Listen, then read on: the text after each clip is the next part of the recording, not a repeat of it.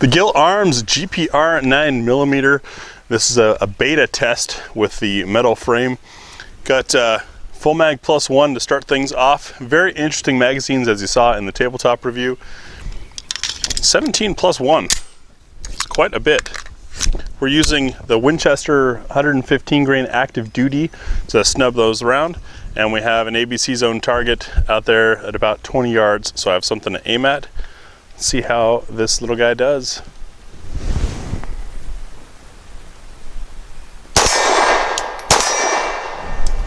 Oh, we have a feeding issue.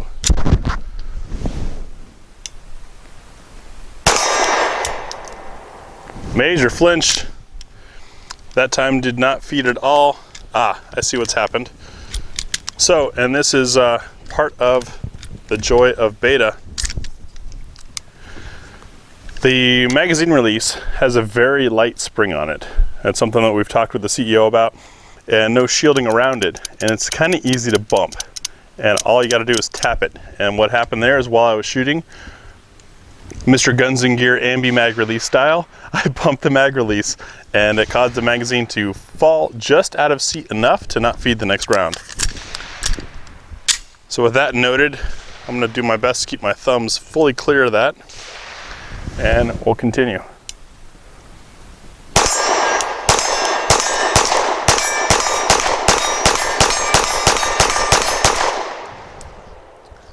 Locked open. It's got a nice punchy sound to it when it goes off. The trigger does take some getting used to just in that firing. For those of you that haven't seen the tabletop review, this has a very unique safety system in it, in which the striker, very much like the firing pin on the Walther P5, is out of alignment with the primer. So the gun is completely inert until, as you pull the trigger, it brings it up into position and then releases it. So it takes it's a different feel.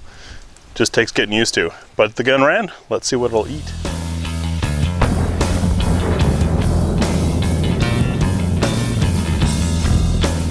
It's that time again. What's for dinner time? 10 different loads. We already proven that the magazine functions with a full mag. So now we're going to see, does it pick up and feed from slide lock, create enough energy to cycle the gun and feed the next round of same type, and then create enough energy to lock the slide open afterwards. That's what we're looking for. That's why we've got 3 rounds here. This test could be done with 2, but we do 3 to reduce anomalies. Those of you who think it should be more are welcome to donate to our ammo fund and our time, but really you only need 2 rounds to do this test. If you look at these, you'll see that each projectile has a slightly different shape, a different ogive. That's the point at which the curve happens on the bullet. A slightly different overall length, and we also have different casing material. We have our regular brass, we've got lacquered steel there, we've got black zinc or black nickel washed brass, we've got aluminum going down the line, and each of those creates a slightly different friction in the chamber and a different expansion and contraction rate in the chamber, and that's what causes some of these to run in some guns and not in others. Let's see what this gun will eat. What's for dinner starts off with our lightest of 90 grain, the Winchester Super Clean. This is a lead-free round with the zinc core. Now, the creator of the GPR 9 admitted to being a little uncomfortable with the What's for Dinner concept, but this is why we test.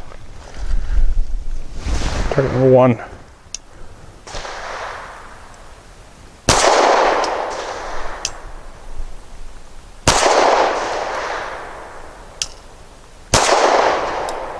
Really soft shooting in this all-metal gun.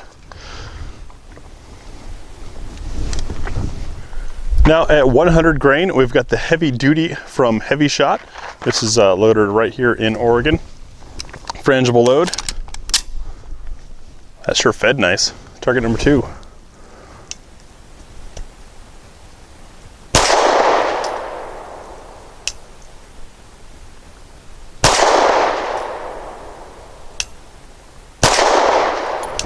Wow, and it shot nice. Now it did not lock the slide open.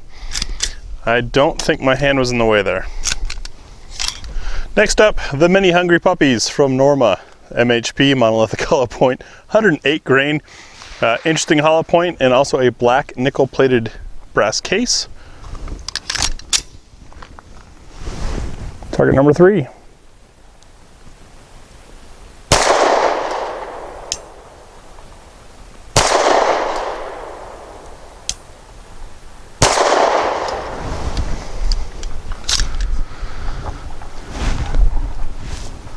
Now we're going to do a little stressing with the aluminum case, 115 grain blazer. Aluminum has different friction in the chamber during extraction. It also cools and heats at a different rate than the brass does, so the expansion and contraction is different than brass. Target number 4.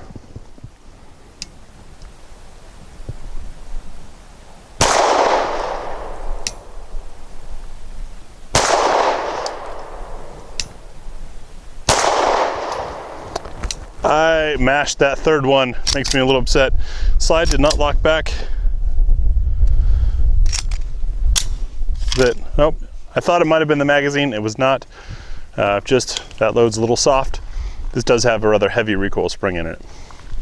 Archon's 124 grain. Archon is a Gecko Ruag Norma company, so probably Gecko ammunition. Black nickel plated casing, full metal jacket. 115 grain, did I say? I don't recall. 124. Okay, so these are going to be like a NATO load, which is probably ideal for this heavier spring. Target number 5.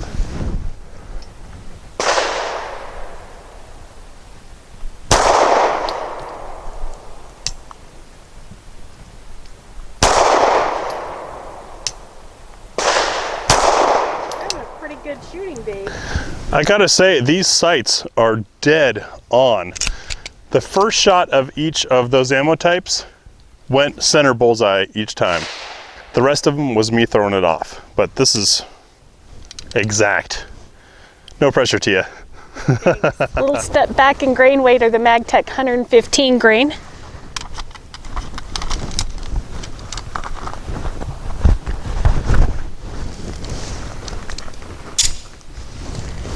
I'm not as proficient as keeping my hands away from buttons they shouldn't touch yet, but hope I don't hit that mag release on target 6.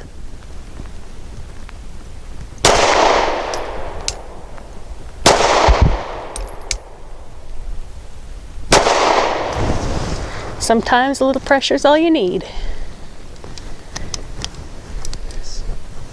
And next is the Perfecta 124 grain. They are. They come almost to the end of the mag. Target number 7.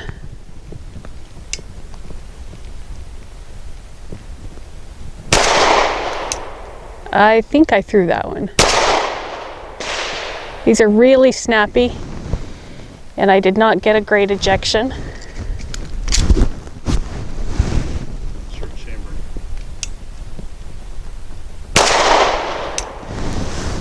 And we did not get slide lock.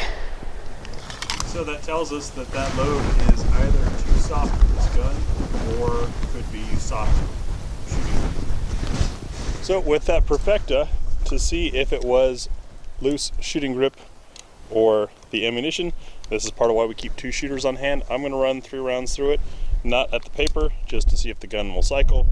Probably aim off at our steel down there to see.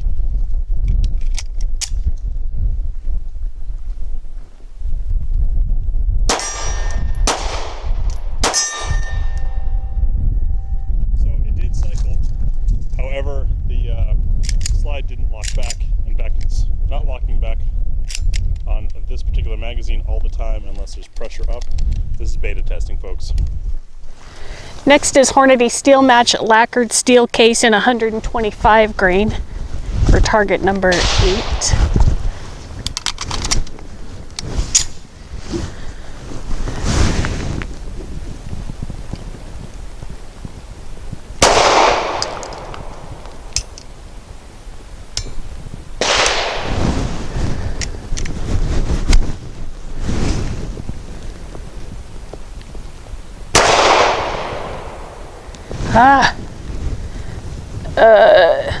So it looks like the extractor, hold on, give us a little tilt to the gun so we can see in the chamber. So what we just experienced was a what's for dinner fail, and this is why we test all these different loads, especially when we have the honor of sort of a beta version of a gun. Remember how I explained that steel expands and contracts at a different rate than brass? Well, the steel had expanded hard, locked up tight in this very tight chamber, which is why we're getting excellent accuracy out of it, and did not begin contracting in time before the gun tried to extract and pull it out of there. And so the extractor slipped off the casing, and that that casing was stuck, really hardcore stuck in there. Not fun to get out, but we got it out, and we will continue. So moving on, for target number 9, I'll be using the S&B in 150 grain. Pockets are in a weird position.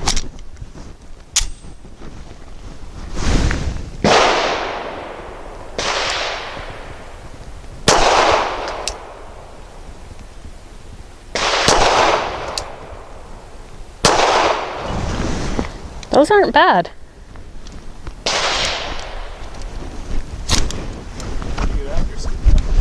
Yeah. All right, and for target 10, I'll be finishing up with the PPU subsonic in 158 grain. And do a little hand switch.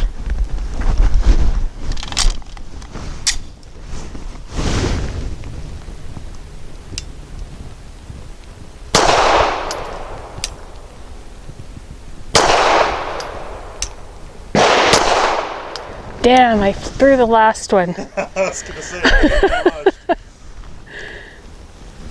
Still shot well, and more importantly, it cycled and locked the slide open? It did not lock the slide open. Too soft. Yeah. And for our accuracy from 7 yards, 5 shots of the Nosler match grade, I will shoot at the right circle square. 115 grain. They are 115 grain.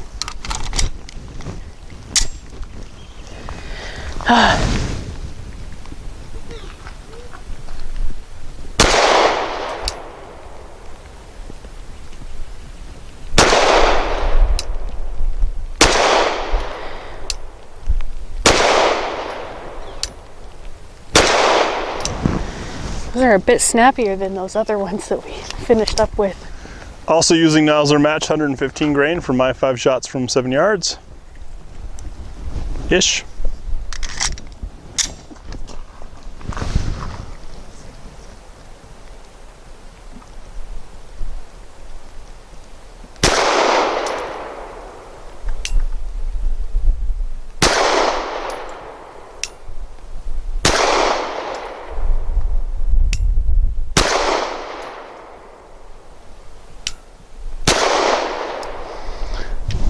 And once again, I throw the 5th one. Why? Because 3 good shots is easy. That just takes a little bit of training. 5 good shots takes discipline. So my impressions of the GPR, it's an awesome little gun. One, the sights are good and I can hit what I'm aiming at. 2, it fits my hand really well and it's really comfortable. There were only a couple of rounds that rocked it enough to make me notice. I'm impressed. It did not lock the slide back on the Nosler that we just shot. The mag release is really easy to hit when you're shooting, so sometimes that drops the mag and you're not able to get it out, and I'm sure Graham will explain more about that whenever he's doing it. I don't have any complaints about this. I love the way that this is notched out and my finger hits in there and it's smooth. It's not, causing any nicks in the way that I sit up in here. It's very comfortable and I really enjoyed it. So, great honor to get our hands on a beta of a pistol. Pretty cool. There's a lot of folks that like to boast about being a consulting firm and all that for the manufacturers, and usually they get the serial number 3678 because the rest are already shipped to distributors before they test it. Not the case with this guy. There is some room for improvement that I see. The magazine release, for one, I think needs a firmer spring on it. As Tia mentioned, we bumped it a couple times while shooting, had to make a conscious effort to not bump it. If the gun remains how it is, that's just something you got to keep in mind while you shoot. And also definitely in holster selection, the ergonomics are spectacular of it. Getting used to that slightly different trigger pull as you saw in the tabletop, and feeling that mechanism that's moving the striker into place takes a second, but any different action feels different. So there's no complaints there. These sights are dead nuts on, and I'd be willing to bet that if we had a micrometer and knew what we were doing, that this chamber is to a tighter tolerance than what you typically see in mass-produced guns. That was evidenced further by the steel case being too snug to get out of there after firing. It would be interesting to see zinc-plated steel versus the lacquered steel. I kind of feel like the zinc-plated steel would still extract, but the lacquer wouldn't, maybe. I don't know. Not an issue there. It's they're really onto something with this. I'm looking forward to this coming out.